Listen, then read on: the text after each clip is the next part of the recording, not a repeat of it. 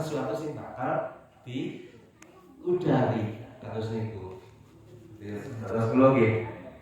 Intine kula mboten ngomongi panjenengan, kula ngomong awakmu piyambak niku ana sing dipetik monggo.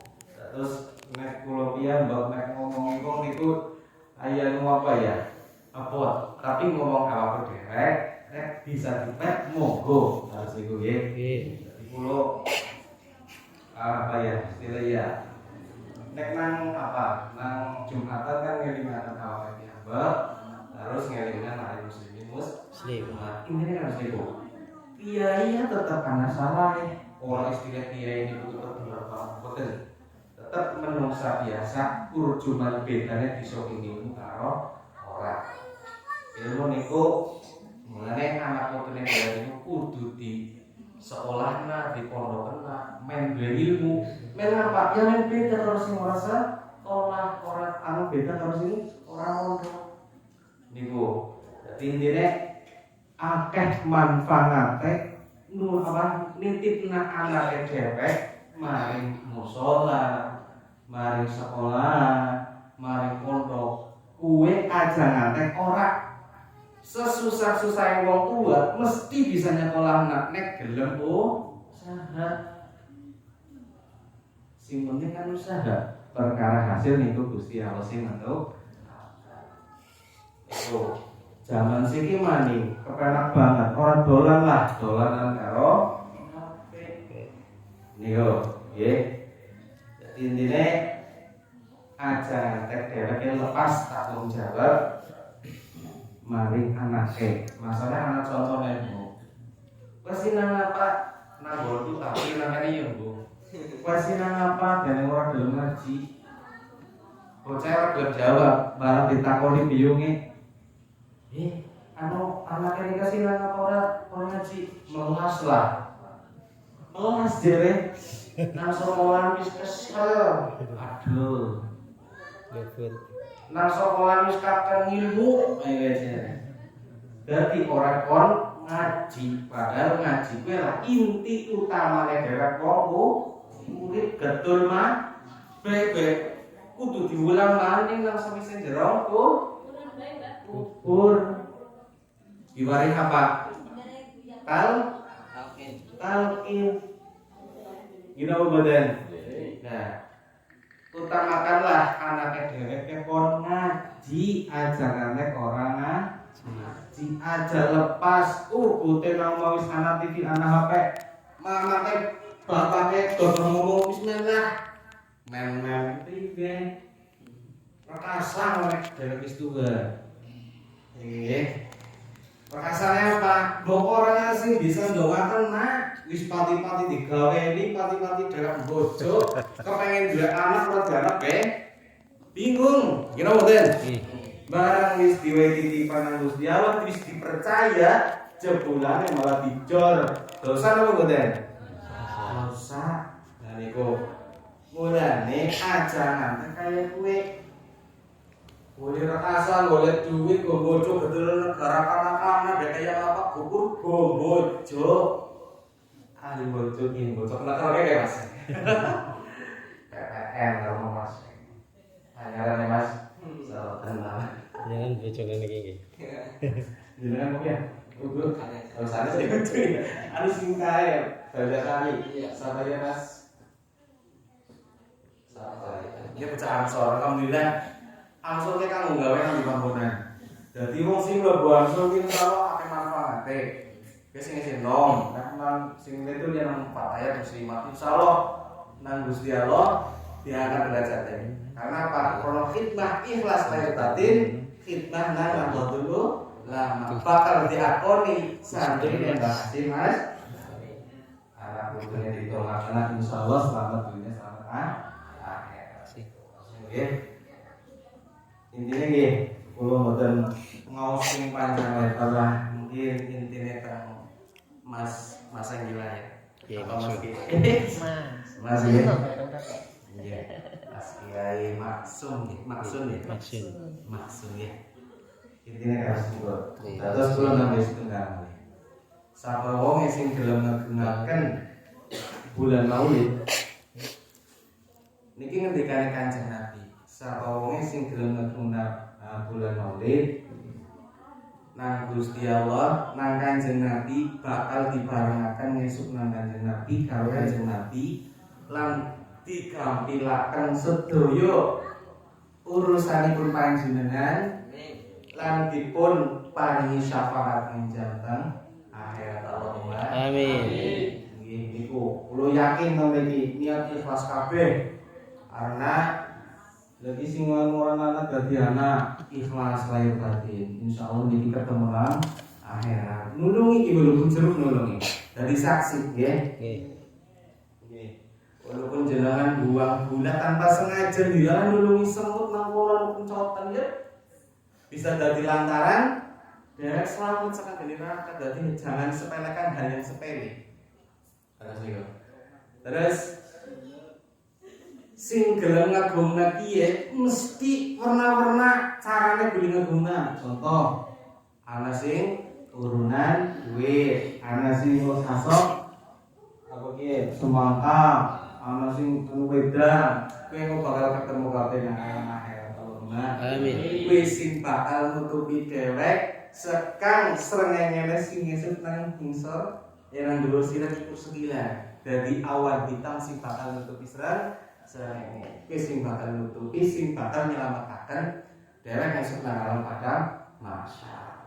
Terus nggih intine senengo derek ngeguna maring hari utawa bulan mulyane derek aja ngantek ora terutama Maulid Rajaban liyane senengo jegongan bareng men nang kono kuli berkait jegongan katone sepele jegongan tapi akeh manfaate. Oke.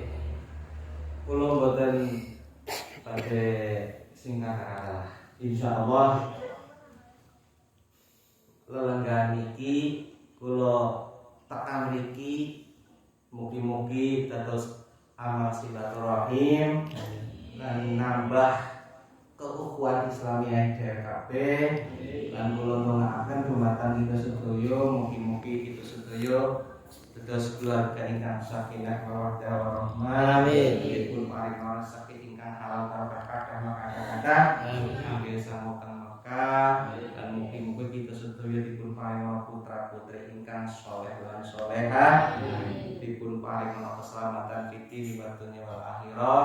Dipun paring kebejan fitri wa dunya wal akhirah. Al-Fatihah. Alhamdulillah. Iya na'budu wa iyyaka nasta'in. Shiratal ladzina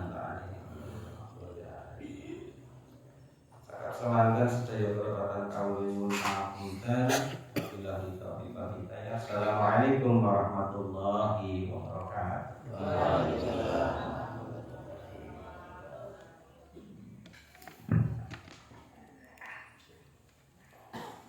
Maturun Kiai Syamsul Syarikah Pakis alhamdulillah menambah pengetahuan kita Maido hasanah beliau mudah-mudahan menambah amat hidayah dan menetapkan iman kita sampai akhir hayat amin Allahumma amin. Selajengipun Maido hasanah yang kedua Kiai Maksum selaku insyaallah qadimul majlis kepada Rasulullah majlis ingkang kula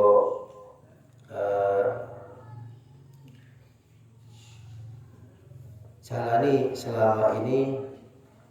Sekedar cerita dahulu itu sebelum majlis niki 2014 niku yang ngisi Kiai Umar 2 tahun, setelah niku vakum dan alhamdulillah kula saged menjalankan majelis ini mudah-mudahan istiqomah. Yang tadinya juga ada cabang di Ayah, di pinggir kali, di Masjid Pakai Fuad, istilahnya Pakai Fuad perwakilan Pakai Bakti itu yang di pinggir kali juga Pak Kiai Ahmad, Pak Haji Solihin dan teman-teman. Dan sekarang yang masih berjalan di sini mudah-mudahan istiqomah panduan panjenengan, bukan panjenengan, nggih. Atas niku nggih. Nggih, moga malam berbobon panjenengan saged melalui niat maos. Ketika Habib Umar itu niat ngaji itu banyak, ada 5. Salah satunya itu memperbarui agama Islam kita dan juga teman-teman kita. Mudah-mudahan niat-niat kita diterima Allah Subhanahu wa taala, dan juga jangan sampai kita memandang orang lain lebih jelek dari kita. Tentunya saya mendengar dari seorang kiai itu ketika kita melihat orang tua kita atau orang lain yang lebih sepuh, kita melihat beliau ibadahnya lebih banyak daripada kita, okay?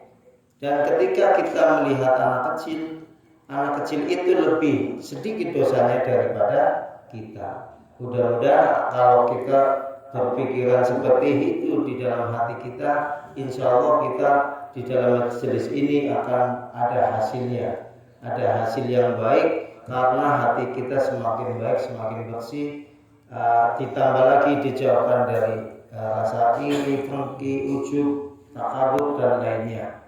Dan juga rasa-rasa suudzon kepada orang lain atau menilai orang lain itu kita usahakan ya. Kulo tentunya khususipun kulo jangan sampai kulo melihat orang lain atau suudzon kepada orang lain dalam artian menilai orang lain yang itu bukan hak saya untuk menilai orang lain. Terus niku waktu dan tempat kulo persilakan kepada Kiai Maksud.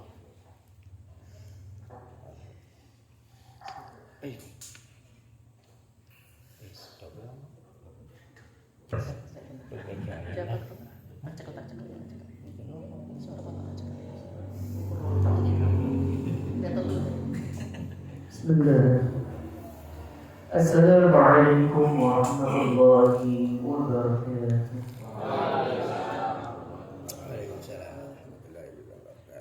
Bismillahirrahmanirrahim. Al-Fatiha li sayyidina wa habibina wa syafi'ina Rasulullah sallallahu alaihi wasallam. Bismillahirrahmanirrahim. Al-Fatiha sayyidina Abu Bakar wa sayyidina Umar wa sayyidina Ali وسبب لنا سيد الحسن والحسين ثم إلى هذا الجامع أولياء والعلماء والصالحين والصحابة والصالحين حصل سيدنا أحمد بن عيسى المحجي إلى الله وصفات مقدم محمد بن علي العالمي وسيد القادر الجيلاني وسيد حجر بالليل المكان ثم إلى هذا الجامع سفيان مكان من مشارق الأرض وغرب وبرها وبارها حسن حاصح السيد الإمام الغزالي محمد بن محمد الغزالي الرشيد نفع الله به وبعلومه في الدنيا والآخرة ثم إلى هذا الجانب مشايخنا ومشايخ مستندنا وأستاذهم حسن حاصح أبويا بروفيسور دكتور السيد أخوه بعلمون والجنة الدكتور أحمد الجهاني وأصول عبد المشرف حفظه الله وتعاون في حياته ثم إلى هذه الجامع صاحب هذا القرن هذا المكان المدين سعيد البلاد والولاية ليس كالكسر فوقهم ثم الجامع أبائنا وأمنا نبينا وأولادنا وفوقهم ثم الجامع المسلمين والمسلمات والمؤمنين والمؤمنات الأحياء منهم الآن من مشارق الأرض ومغربها بالربا وبارها بسر الفاتحة.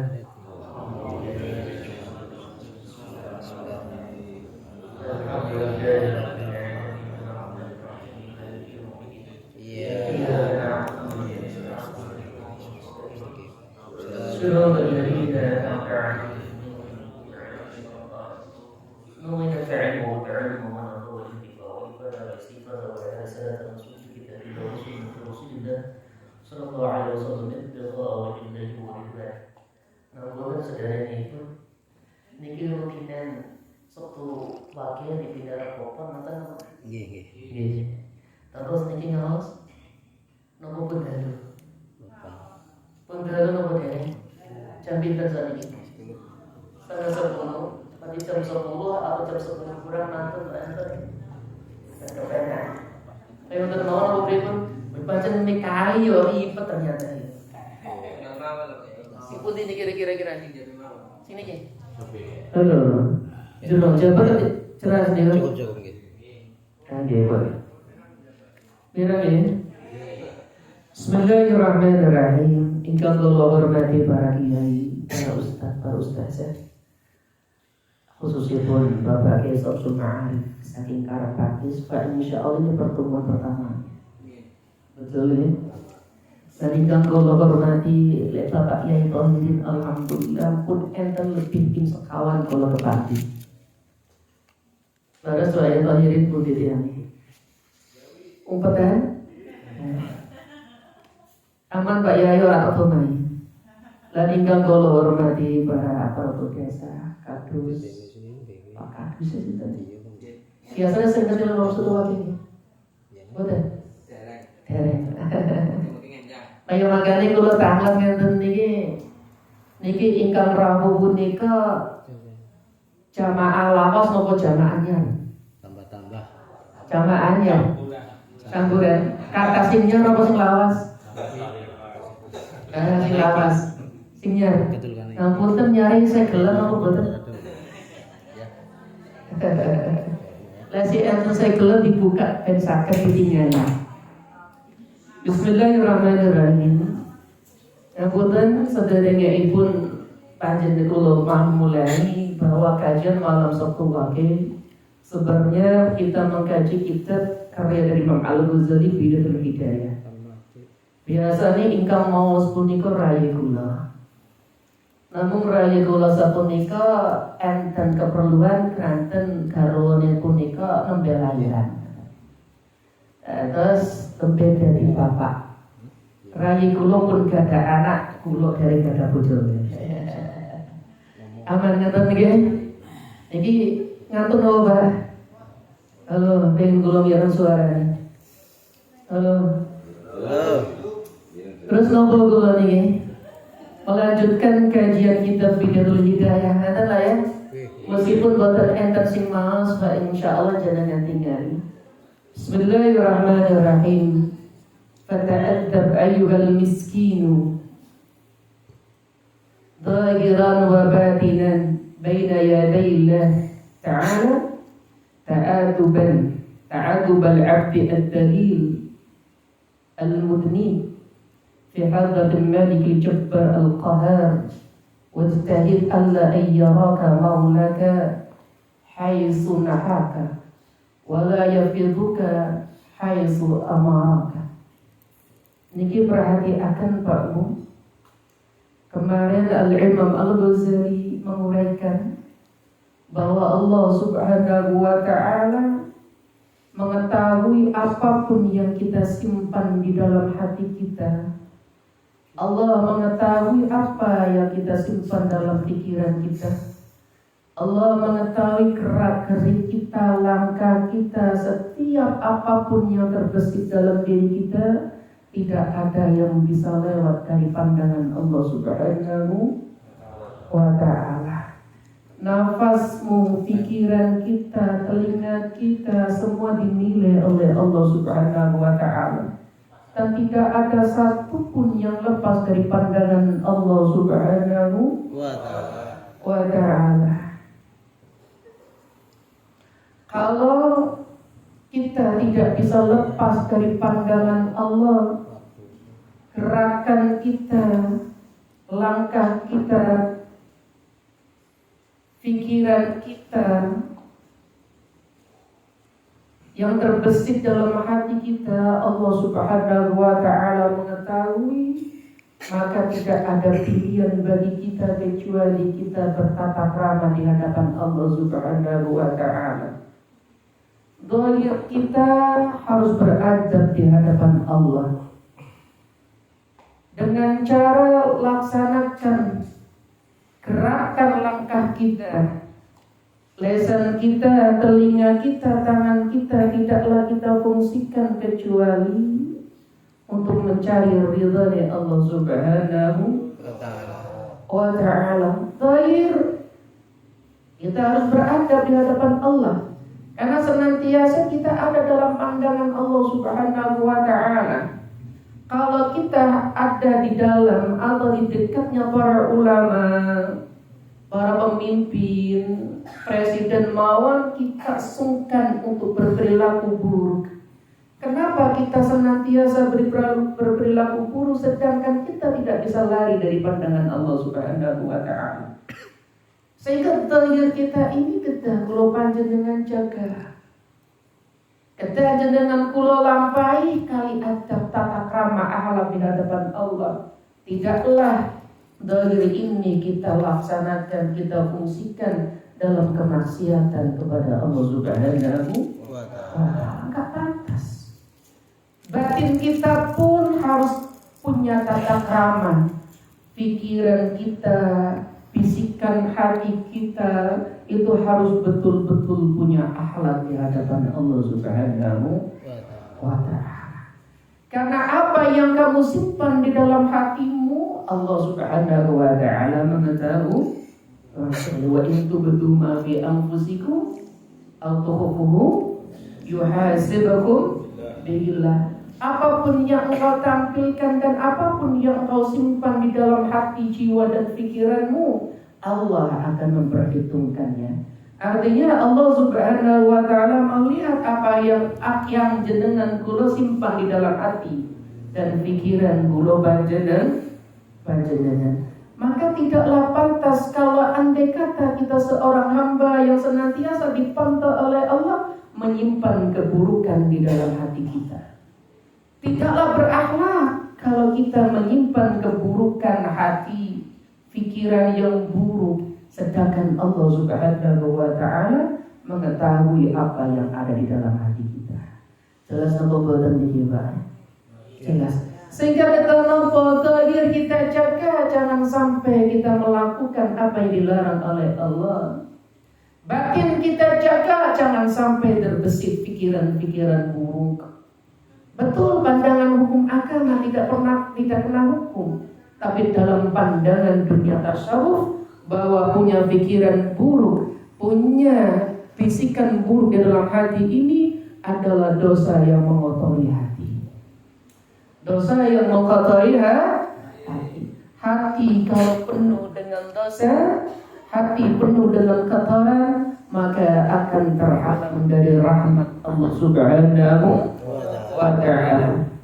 Kalau malam satu wakil yang lalu kita membahas bahwa hati adalah tempat di mana Allah Subhanahu wa ta'ala menilai dan memandang hambanya. Allah memandang bukan jasadnya, bukan tampang fisiknya, tapi Allah melihat dan menilai apa yang ada di dalam hatimu. Kalau kita menghadap kepada orang saja, maaf, niki biasa nih ibu-ibu atau bapak lek jenengan kondangan niku pripun carane keton ayu napa mboten Bu? Pripun carane lek kondangan keton ayu? Pripun carane bercak-bercak hitam di dalam wajah, didempul kali parang kali bedak dan orang keton napa ne? Bersih. Kalau kita berhadapan dengan manusia saja kita tidak mau kelihatan buruknya, kenapa kita menghadap kepada Allah kita tidak mau membersihkan keburukannya? Hati Allah tempat memandangnya. Hati tempat di mana Allah melihat dan memandang. Masa kalau hati tempat Allah kita bermuajah menghadap kepada Allah kok diisi dengan keburukan? Kalau rumah hidup saja kita tidak suka keburukan kita kelihatan, kenapa kita senang nyantai saja kalau keburukan kita ada dalam hati kita?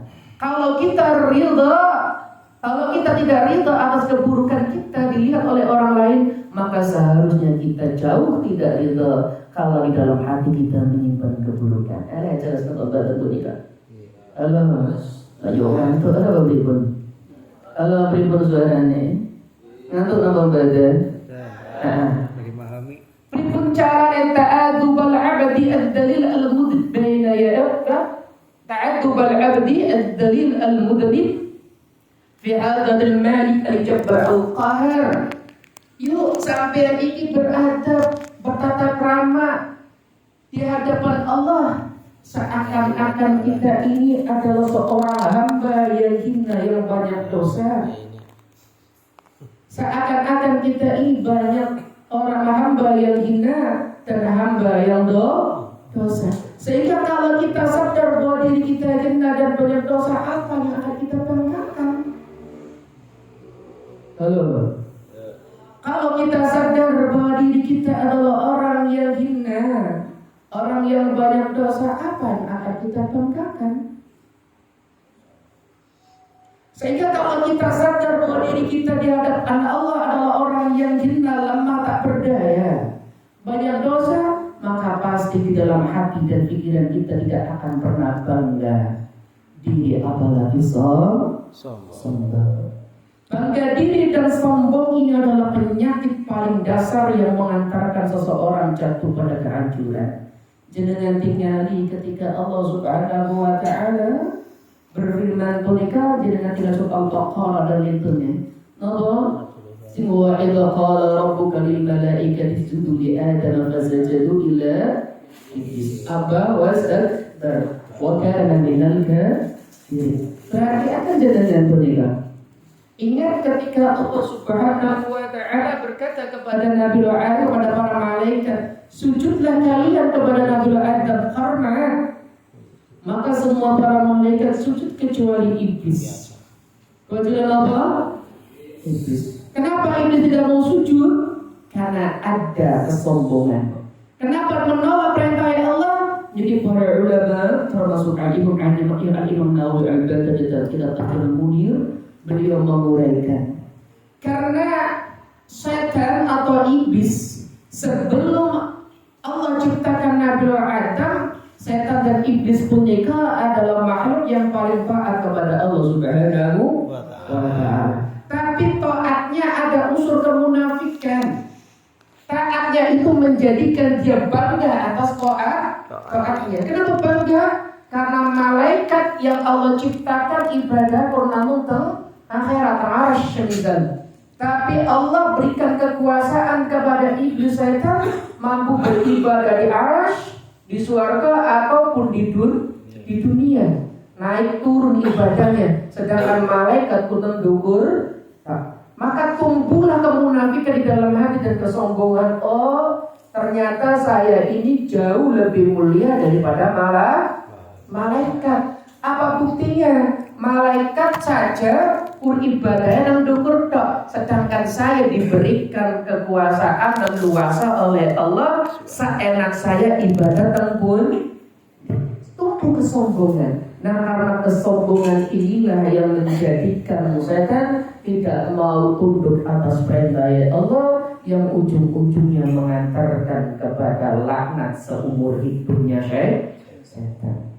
Kesombongan dalam taatnya, karena dia tidak sadar bahwa dirinya lemah.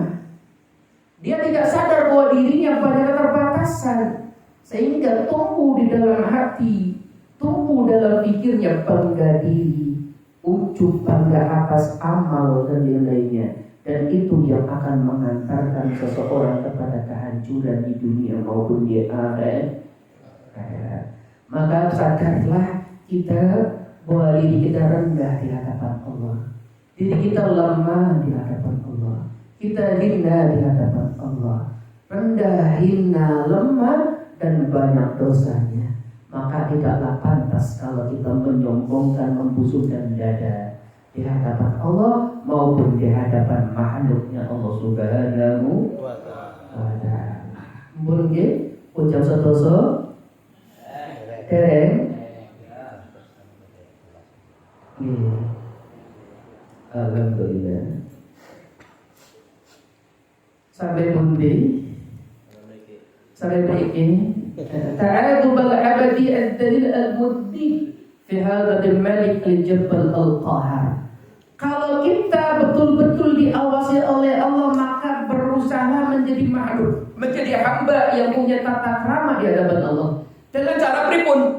Wajtahid Allah ayyaraka maulaka haitsu nahaka. Sekiranya usahakan betul jangan sampai Allah melihat kita melakukan apa yang dilarang oleh Allah Subhanahu wa ta'ala. Ini salah satu bentuk dari adab kita di hadapan Allah.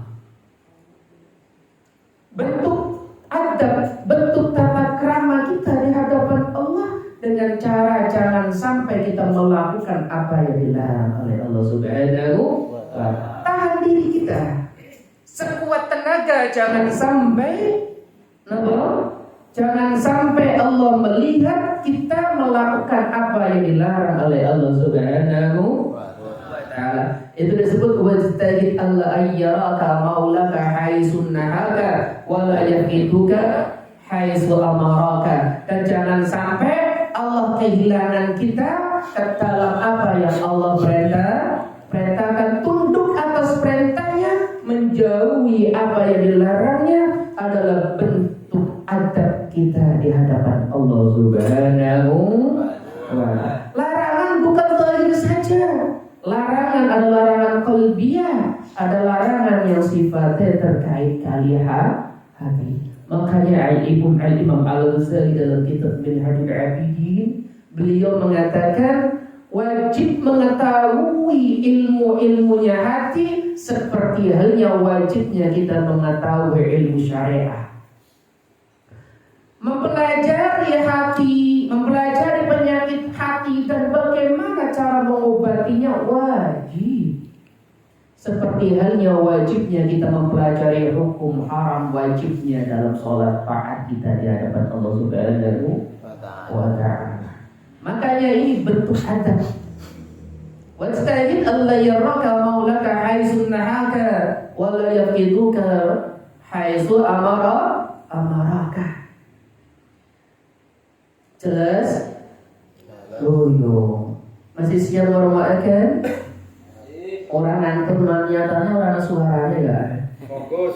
Coba fokus ngantuk nyatanya asalkan fokus diundang semaur. Lek ngakune fokus diundang orang semaur itu fokus dulu. Coba fokus dulu apa fokus ngaji? Halo. Banyak yo musuh kudu ditas di situ. Anda napot sih jadi apa? ولا تقدر على ذلك إلا بأن توزع أوقاتك وترتب أوردك من حين تصبح إلى تمسي. Dawani Imam Al-Ghazali dan bidaya orang itu ya bukaan diri. Nah ya, karena biasanya maus raya kulo hari ini berdasarkan maus. Ya tadi sedikit pun lah dipaksa sedih-sedih ya sudah ya. Lalu dawani itu dari Imam Al-Ghazali, kita ini tidak akan mampu beradab di hadapan Allah dengan cara meninggalkan apa yang dilarang dan tunduk atas apa yang diperintahkan kecuali kita ini mengatur, membagi waktu kita, merapikan dikir-dikir kita, merapikan diri kita, atur waktunya, dibagi waktunya, waktu yang kita punya dibagi-bagi. Wiridan kita diatur, waktu tiba auradaka diatur di wirid jenengan, dikir jenengan min ainu tusbih illa tumsi.